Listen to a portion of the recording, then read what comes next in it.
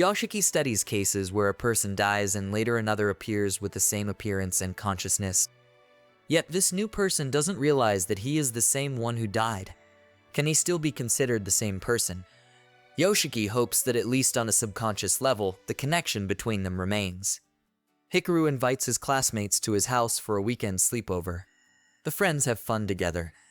Yoshiki goes into Hikaru's room to grab a board game and notices a cap lying on the table. Where has he seen it before? Memories take him back to a summer festival dedicated to a deity said to live on the mountain. Back then his father warned him never to climb it or disaster would strike. That day Hikaru and his father were nearby. Hikaru's father was wearing that very same cap. Later Yoshiki finds a torn piece of paper in the room and decides to take it with him. In the evening the friends are setting off fireworks. When the lighter breaks, Hikaru decides to go to the store for a new one and Asako goes with him. A bit later Yoshiki follows them. On the way Asako recalls the day Hikaru disappeared and says she's happy he's back. Then she dares to ask who he really is. Since childhood Asako has had a special gift, she can hear spirits but not see them.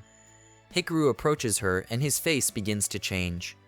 At that moment Yoshiki runs up stopping him from harming the girl. Asako faints. Yoshiki realizes that Hikaru was trying to kill her.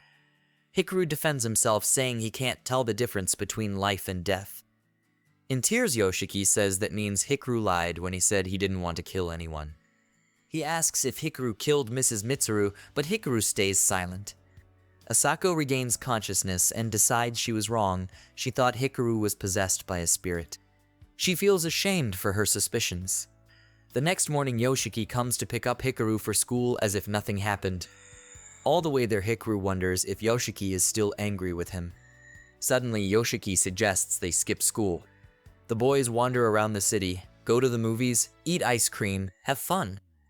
Hikaru finally asks if Yoshiki is mad at him.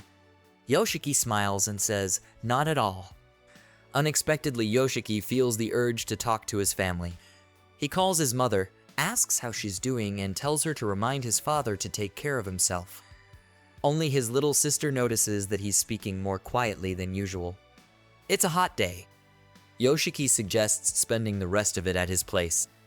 While Hikaru is watching a video, Yoshiki suddenly strikes him with an axe. He wanted to teach him to be different but failed. All day Yoshiki tried to make Hikaru happy so that his last memories would be warm ones. But then Yoshiki realizes with horror that Hikaru cannot be killed. To prove he means no harm, Hikaru tears open his own chest and rips out part of his internal organs. From now on, he will no longer be able to kill people so easily. Yet for the first time he feels needed, accepted as he is. Yoshiki also realizes he cannot live without Hikaru and suggests at least doing some research to learn what he really is. Before his mother returns, Yoshiki manages to clean up the blood and wash the clothes. No trace of wounds remains on Hikaru's body, as if nothing happened. Later, Yoshiki shows Hikaru the note he found. It mentions someone named Nanuki. The old woman Mitsuru had also spoken that name in terror. The boys decide to find out who he is. From the classroom window, Yoshiki sees a monster waving at him. He thinks it's a spirit coming for him, but it turns out to be a real person. The man kills himself right in front of everyone. Such cases have become increasingly common lately. After Hikaru tore out part of his insides, he began to feel pain. The boys go to the library to study an ancient map of Ibagayama. Each village name represents a part of the human body, and together they form a whole person. A librarian, the daughter of Mrs. Mitsuru, approaches them. They ask if she knows who Nanuki is, the name her mother uttered before she died. The woman explains that Nanuki is a god who once granted people blessings in exchange for sacred offerings. But when famine took many lives, people began to see him as cursed. Hikaru believes that the cursed god is him. Yoshiki tells him that if Hikaru ever kills someone again, he'll share that sin with him. Later, Yoshiki encounters a ghost expert on the street.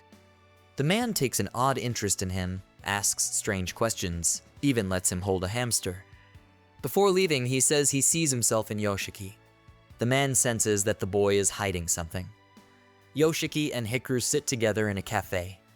Suddenly everything goes silent. The world freezes. Then spirits begin to close in on them. Hikaru used to handle them easily. but now without that missing part of himself, his power is gone. When he regains consciousness, Rikurabayashi is standing beside him. She saved them.